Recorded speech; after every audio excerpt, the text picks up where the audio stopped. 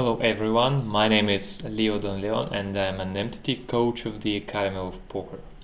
Today I'm gonna make a hand review of this big Russian fish who has made a second place in this big of 20 euros on PokerStars.es. First, I want to remind you that using the link in the description you can make an application to visit our brand new course. So let's start. And first hand we have queens on button and it was almost 3-bet shove. I would say that probably it's not the best decision just because we can make him call with a wider range if we'll make a 3-bet. But probably because we are looking only at hands where we have taken part, probably hero just have seen something curious from his opponent, that's why he decided to shove. And yeah, it was a pretty lucky coin flip at the early beginning. Next, queen jack off, easy raise, and we can't stand that 3-bet shove, we should give up. Yeah, nice. Next hand, ace queen suited, open raise versus big blinds, and pretty coordinated board in that case. I would say that we can plan a check raise here with our hand. We decide to go check and opponent checks behind. Now we get nuts on turn and we decide to get at least something from our opponent. That's why we are betting only 400 chips. Get called. Now he's calling us with the hands like 10x and 8x, maybe 9x, and so any pair. And I think that's all he can pay. And 8 on the river. I would say that we have to continue because we don't think that he might be having some full houses here because of his passive play. So yeah, I would make a value bet, and our bet size 1.6 thousand. I think it's pretty good because 8 on the river, it's totally like it's a blank card almost for our range. So yeah, if he's holding a 10, he might be calling. Yeah, he decided to call, and he has a lower straight. Wow. Okay. Next hand, ace 10 suited. I would say that I would squeeze shove here because we have a pretty huge equity, and that call it gives us an opportunity to squeeze, but we decide to flat. Okay, maybe it's not the best decision right for me. Check calling flop, it's pretty standard strategy just because he is c-betting versus two opponents, and it increases his like how we can think about his range. It might be stronger. That's why we are calling again. We're hitting our flush and decide to lead here. Probably the idea here was that he will give up. He can even check with a king on that turn. That's why we just want him to pay at least something. Yeah, he's paying, and now we can shove. Interesting decision. Probably it was a misclick, or hero just wanted his opponent to call with the king, with the thoughts like, okay, I'll have at least 1k behind, and if my opponent will be holding the flush, I would be alive still. Yeah, he calls, and he had 2 pairs. Nice. Really interesting bet sizes from hero. Ace king off. We are open raising and c-betting versus big blind. Again, it's pretty standard because his stack size doesn't allow him to check call a lot because we have only 16 bigs behind. And now we are using our equity of our range. It's pretty strong, and that's why we can afford to bet one more time. And again, look at this bet size. It's not standard, but I like it. Yeah, nice. Next hand, 8-7 suited. Decide to see bet again. We are betting versus big blind who is holding a pretty weak range versus our bets. Ace queen, squeeze again. Nice. Raising. Look at his stats. He's probably pretty tight player. That's why we can raise a lot from small blind. We decided to give up just because he's flat in range. According to his stats, perfectly hit that board. Ace king, get 3-betted. We can use 4-bet here. Oh, we decide to 4-bet shove right now. I don't like that decision, but it's obvious that it has positive EV. But I would try to get more chips from him. That's why I would use just simple 4-bet, not 4-bet shove. 10-9, we have love 3-betting versus early position, and yeah, probably he was holding something strong enough. We decided to check behind. I don't like that check just because our hand is pretty strong and we can make some value from his ace-x, for example, if we'll bet 25 or 30% of pot. Now we are flatting just because it was our plan to skip c-bet on the flop. That's why we are bluff catching right now. And yeah, we have to call on the river, because if I were big blind, I would bluff a lot in this run out. Yeah, but unlucky for us, he was holding at trips. Ace king. Now he calls. Yeah, pretty standard c-bet. King 7 should be protected, and here, according to his stack, we can check raise, and we want to call this all in, just because our pot is 32%, and we have an overcard plus flush draw and a gut shot. Yeah, even open-ended, so we have a monster draw. Wow, lucky river. Okay, easy c-bet here with the gut shot. We decide to overbet. Again, look at this bet size. Let's think a little about it. I'd say that it's pretty interesting idea to overbet here, just because he has plenty of hands to call here, starting from king x and finishing with the pair plus open-ended like queen jack, 10 jack, any flush draws with a pair. So yeah, I like our decision, because normally like a standard play here would be to bet 70% of the pot or something, but this overbet is much better. Ace 4 suited. We can c-bet in that structure just because it perfectly suits our opponent's range, even despite he's having only 12 big blinds. Now we can... we decided to check again, so that just because our kicker is not so high and we just want to use pot control strategy and want to provoke him to bluff. Yeah, and now I think that we shouldn't re-raise here, just because this 9, it's not the best card, because he probably might be having a 9. He will not lead it on turn, and now he will bet almost always, and we are beating all his bluffs. That's why we don't want to fold and don't want to raise. Yeah, but he was holding 10, ace 10. Okay, 10-7 off on the big blinds. We can flat here, and we are hitting the top pair. I wouldn't suggest to lead here just because we have a pretty good equity, but it's not enough equity for value betting. Yeah, we're checking, and now we are betting for protection. We just want to protect our hand versus overcards, get called by our opponent, and he shoves.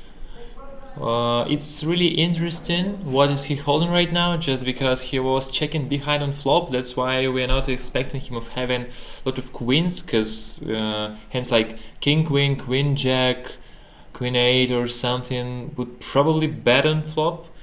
In that case, I don't know, probably he's holding a 9 or something. I mean, if we'll calculate hands that we are losing.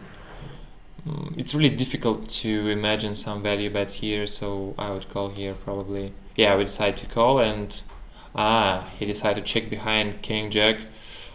Yeah, I understand why hero is calling here, just because we can't expect him of checking behind that strong hand.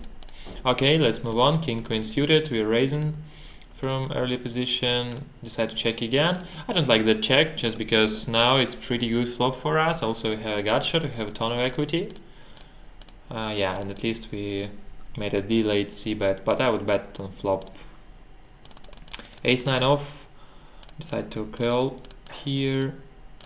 And again we have a gut shot and both players checked. Check from aggressor means that he's probably not holding an overpair or jack. And the same we can say about the second guy, so yeah, pretty good bet on flop. Sorry, on turn.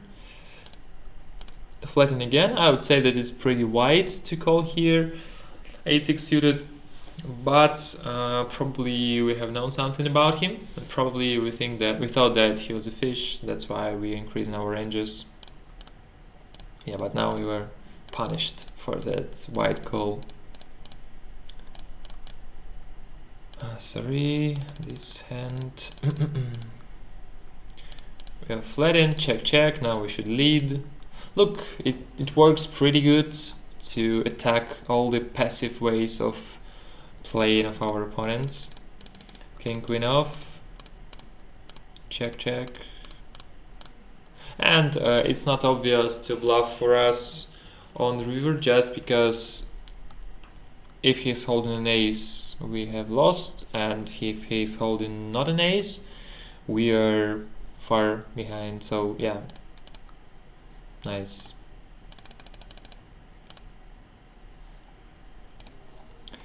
So we are calling versus this push, and I think that with our hand I would better shove here, just because we...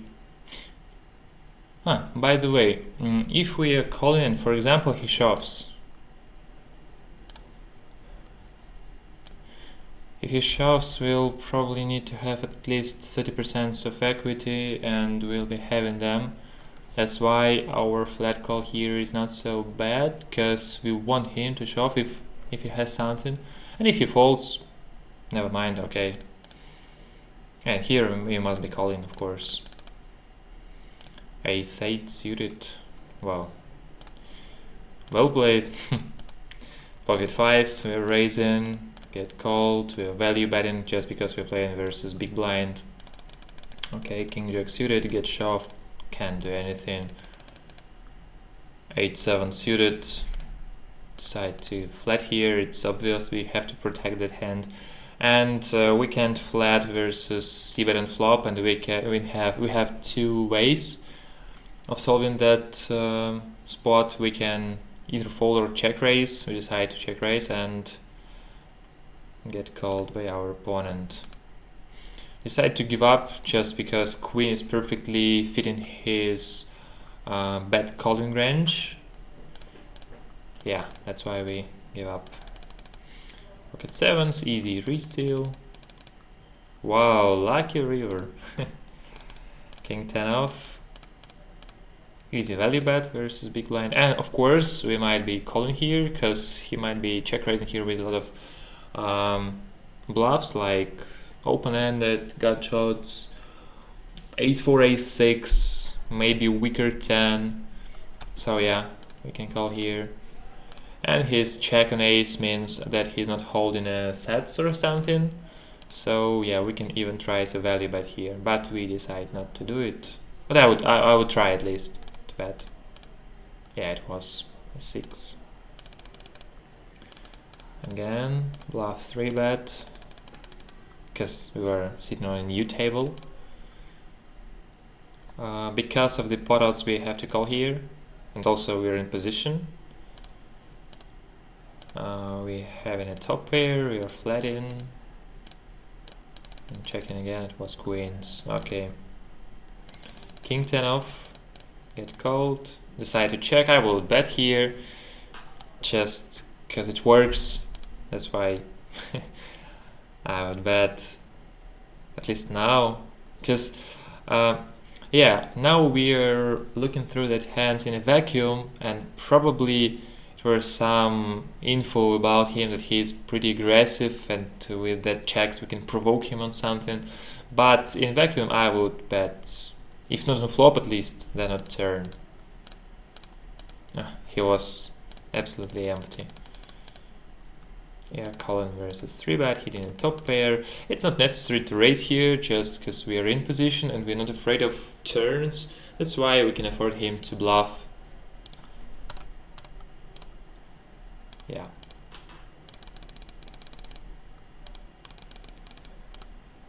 Pocket eights. Yeah, and here we just fold in, because almost on every single turn we'll be facing with the second barrel and it would be really difficult for us to call again. Ace queen squeeze. Okay. I think it's pretty standard check call. Ace queen again. Sorry, ace deuce. Small blind versus big blind, we can profitably show even such weak aces like ace deuce off, just because of the positions. Wow, full house.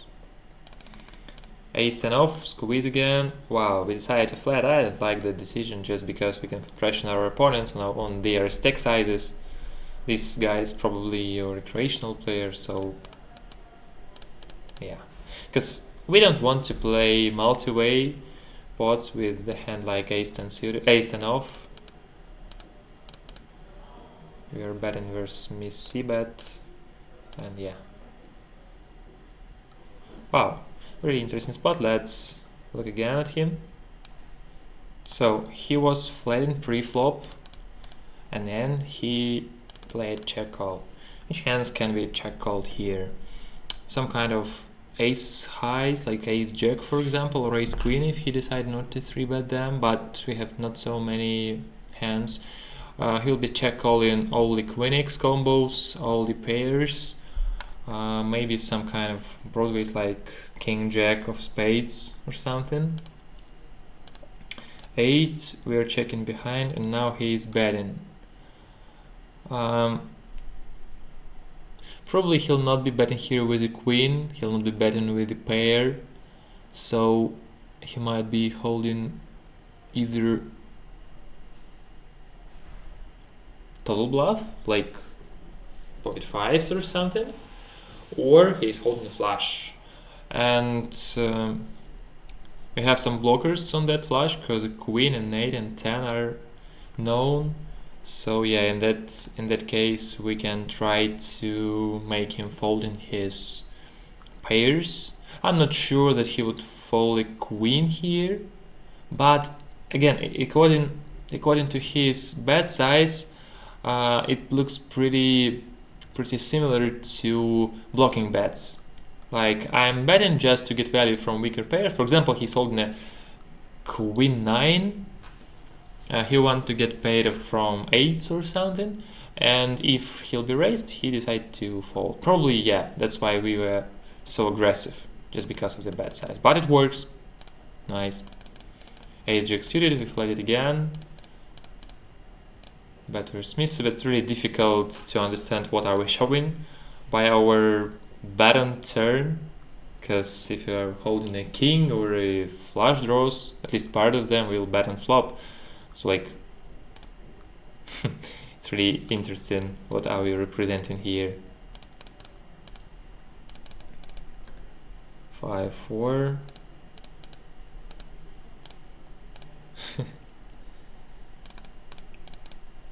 Pocket sevens. Yeah, now we're getting the nuts. We're betting only one big blind, and yeah. I'm not sure that it was a mistake. It's pretty standard line, because we'll be betting with all our bluffs on that structure. That's why we'll be value betting too with our full houses, because it's obvious that he'll not believe that we are holding a full. Easy bluff bet here again. And I'm pretty sure that if we'll not hit a 10 on the river, we would shove the third barrel, but now we're holding a showdown, so it's obvious that he'll not fold his queen, but we are beating all his other hands. So yeah, we can check behind, and he had queen 7. 10-9, we're bluffing again. Ace queen suited, get 3-betted, and we can shove here. Yeah, standard. Queen 7 off, decide to give up. C-bet. Probably I will check behind our hand, just because this structure is perfectly hit by his flattening range on the small blind, and we cannot play bet call with our hand, so I would make a delayed c-bet here. Okay, next hand is 3 suited. Easy money. Again, easy money. I don't like his shove versus UTG with ace deuce off, just because it's obvious that he's not having any fold equity here, and he's always under domination, so yeah, I wouldn't shove if I were him. Queen 10 suited, okay, a7, raising again. Not bad strategy on that structure when we're holding a paired high card, because probably will not be betting a king here. On that board we decide to bluff 3-bet. Just look at his stack. He cannot play raise call because SPR will be really low. Yeah, and in that case our usage of huge stack is pretty nice. Next, king 3 suited, we're raising, get called by big blind. Again, it's not our structure, that's why we can be checking behind here. And yeah, awful run out for us. And look, and also bet size. Ace 4 off suited, ace 8. Decide to check again, just because we are holding ace high, so we have some showdown value. Okay, we'd like c-betting. It's like standard for us. Jack 9, okay, 6-3. Some words about that structure, just because on the first glance it looks like a flush draw board, but if you'll open Flopzilla and look at his range and the percentage of flushes, it will be less than 10%, and in that case we can profitably bluff in here, and we shouldn't be afraid of that flushes. Pocket 8s, easy call for us. Yeah, unlucky, but still we have a pretty huge stack. Ace 9 off, decide to reshove. Again, we are playing 2-table stage if I'm not mistaken, and in that case we are putting a ton of pressure on him with our hand, and also we are blocking his raise calling range. I mean ace 10 plus and so on. Flattening with 7s. Check, check, and we must be betting here. Yeah, I like our bet size because we want him to fold even with a hand like ace 8, for example. He called, and we decide to check, because if he's holding a 9, he will be calling again, because the deuces is paired. Yeah, it was ace 6. 10, queen 10 off. Value bet versus big blind. Flatten with ace jack. Check, check, check, check, and yeah, nice. Next, queen jack suited. We are flat in here because we have a ton of equity, and we don't want to 3-bet with our hand to burn our equity. Okay, we're making a trap, and ace is a pretty good run out for use a huge bet here, because he might be having some ace x combos in his check calling range on turn, because we used pretty small bet. Yeah, in that case I would bet something like 150 or something. Let's look. Yeah, a little bit less, but the idea was similar. Ace 4 suited, 3-bet, yeah, nice. C-bet. Yeah, in his position, this deuce of hearts is a blank card, but for us it's an additional equity. And if we'll decide to fire a second barrel on turn, we have to shove on the river. So we should decide right now. Either we bet in twice or we are giving up right now. Yeah. And check. No, yeah, nice. We decide to use 3 barrels here and it was successful. Really good. Kings, okay. Queen jack again, ace queen suited. Easy call on small blind, on a big blind. Ace 9 off. 9-7. C bet because we are holding a 7, so we have even enough equity for value betting. Ace 10, okay. We can bluff versus 2 opponents, but we can check call. Because he will bluff in a lot, but you know, probably if I were big Russian fish, I would maybe give up on flop, just because we're blocking all his bluffs, and yeah, it's not the best bluff catcher for us. Yeah, really not the best hand from him. Easy call. We split it.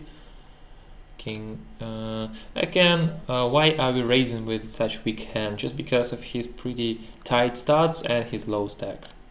That's why we can raise a lot. Next hand, 8-7 suited. A really interesting situation here. I want you guys to tell me what do you think about it. The main problem here is that we are calling, the stack to pot ratio is really low because the pot is a little bit less than 400,000 and his stack size is a little bit less than 500,000. Would you call here with 8-7 suited or not, and why? Luckily we have hit our top pair, that's why we can call, and we were moving to showdown. Yeah, wow, 6-3 off, not bad, not bad. King 10 off, flat in here. We decided to check with our straight. You know, if I were hero, I would bet here just because we are waiting our opponent to bluff, but look at his stats. In my heads-up display, this 1.3 means post-flop aggression factor, and that means that he is pretty passive post-flop, and it's really difficult to wait him bluffing. So yeah, I would bet myself here. At least a bet on the river. Ace-5 suited, 3-bet, yeah, nice. Look at this, at the 3-bet size. We just don't want him to call here anyway. Okay.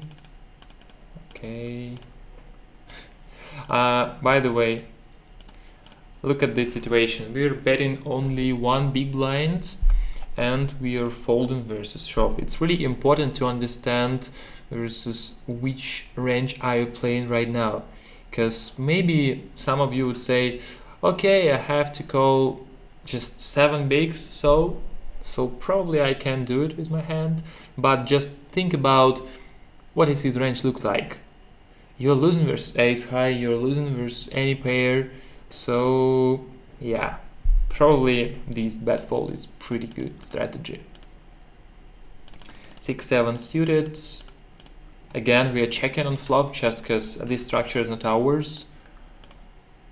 And now we're hitting straight. We are giving him an opportunity to bluff. Look at his bet size.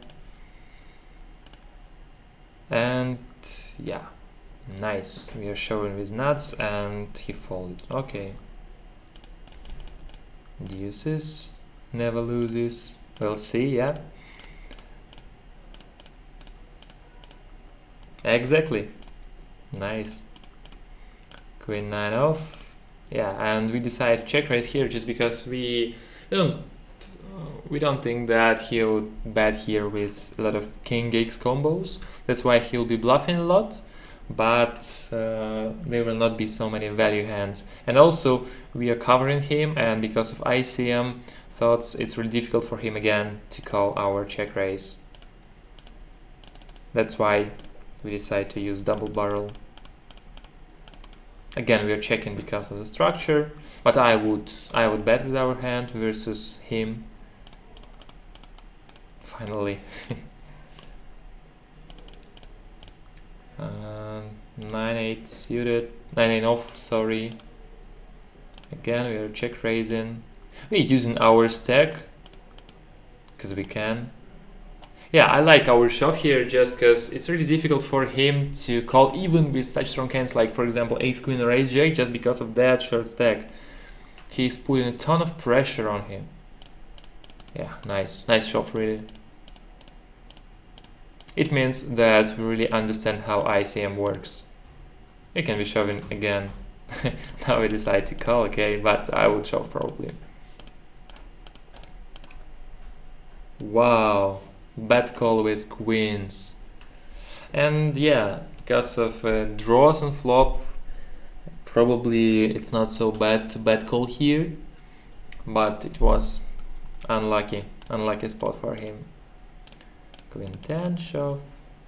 Wow, so many lucky spots for us. And at the end of their tourney, they decide to make a deal. So that's his prize. And congratulations to Big Russian Fish with that second place and a pretty good deep run. And finally, don't forget to subscribe to our YouTube channel, tap the bell not to miss any new videos.